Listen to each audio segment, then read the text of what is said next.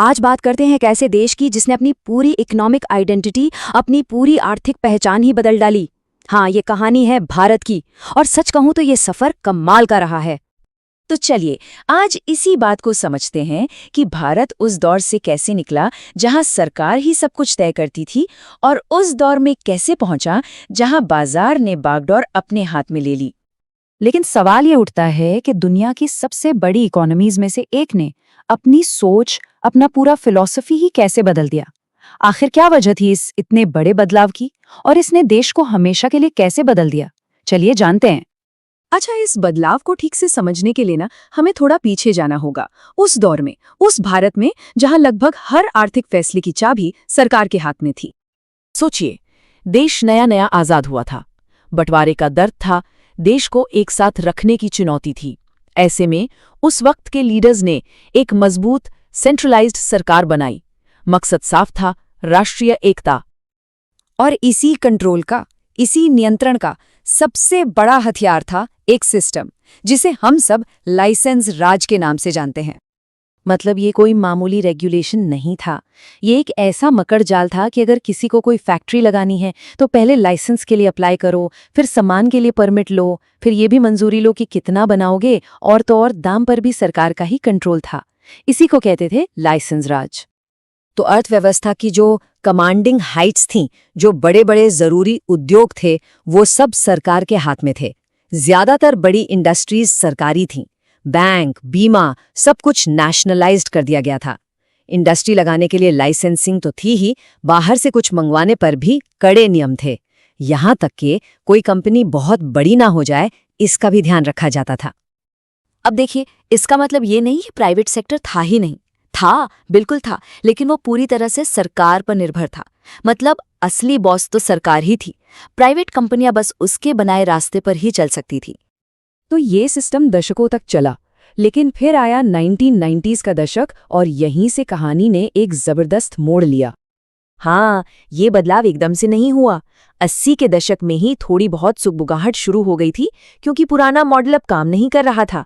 लेकिन 1991 में एक ऐसा आर्थिक संकट आया जिसने सरकार को एक बहुत बड़ा, एक रैडिकल बदलाव करने पर मजबूर कर दिया। और यहीं एंट्री होती है उस वक्त के वित्त मंत्री मनमोहन सिंह की, जिन्होंने उदारीकरण की एक नई शुरुआत की। तो आखिर ये बदलाव हुआ क्यों? देखिए, कई सारी चीजें एक साथ हो रही थीं। 1991 का वो भयानक आर्थिक संकट तो था ही, उधर ईस्टर्न यूरोप में कमांड इकोनॉमी का मॉडल ढह चुका था। भारत के अंदर भी एक नया मिडिल क्लास उभर रहा था, जिसकी अपनी मांगें थीं, राजनीतिक सोच बदल रही थी, और देश में क्षेत्रीय पार्टियों का असर भी बढ़ रहा था। मतलब एक तरह का परफेक्ट स्टॉर्म था। उस वक्त के वित्त मंत्री डॉक्टर मनमोहन सिंह ने खुद इस बात को माना था। उन्होंने कहा था कि एक तरफ तो हम गंभीर आर्थिक संकट से जूझ रहे थे, और दूसरी तरफ दुनिया में कमांड इकोनॉमी का मॉडल फेल हो रहा था। इन्हीं दो चीजों ने हमारी सोच बदलने में मदद की। मतलब ये मजबूरी भी थी और एक मौका भी। तो अब लक्ष्य एकदम साफ था, भारतीय इंडस्ट्री को अनावश्यक ब्यूरोक्रेटिक कंट्रोल के मकड़ जाल से आजाद कराना। तो चलिए देखते हैं कि 1990 के बाद इस नई आर्थिक सुबह में हुआ क्या। सबसे पहले तो इंडस्ट्रीज के लिए लाइसेंस लेने की शर्त हटा दी गई। इससे प्राइवेट इन्वेस्टमेंट को बहुत बढ़ावा मिला। बाहर से सामान मंगाने के लिए जो लाइसेंस सिस्टम था, उसे भी 1992 तक खत्म कर दिया गया। जो पुराना MRTP एक्ट था, उसकी जगह नया कॉम्पिटिशन एक्ट आया। और सबसे बड़ी बात, विदेशी निवेश का स्वागत किया गया। यहाँ तक कि सरकारी कंपनियों में भी प्राइवेट सेक्टर को आने का मौका मिला। लेकिन एक बहुत दिलचस्प बात हुई। इस उदारीकरण का फायदा पूरे देश में एक जैसा नहीं हुआ। कुछ राज्य जैसे गुजरात और आंध्र प्रदेश, वहां इंडस्ट्रियल ग्रोथ 10% से भी ज्यादा हो गई। वहीं दूसरी तरफ पश्चिम बंगाल जैसे कुछ राज्य 3% से भी कम पर रह गए। मतलब विकास की रफ्तार में एक बड़ा फर्क आ गया।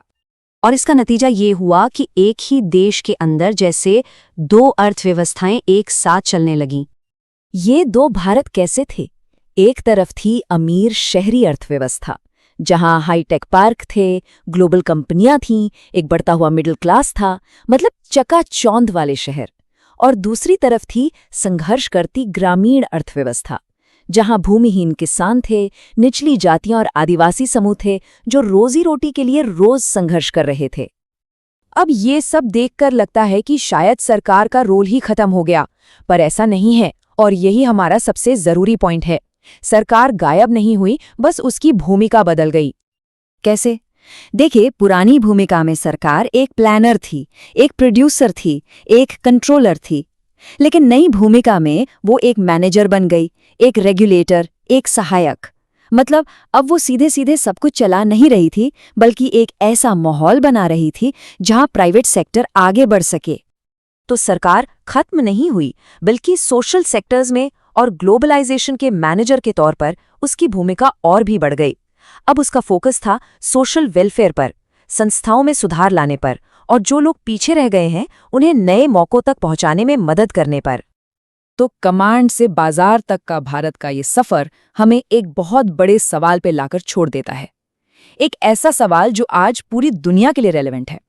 एक ग्लोबलाइज्ड दुनिया में सरकार के दखल और बाजार की आजादी के बीच वो सही संतुलन, वो परफेक्ट बैलेंस आखिर है क्या?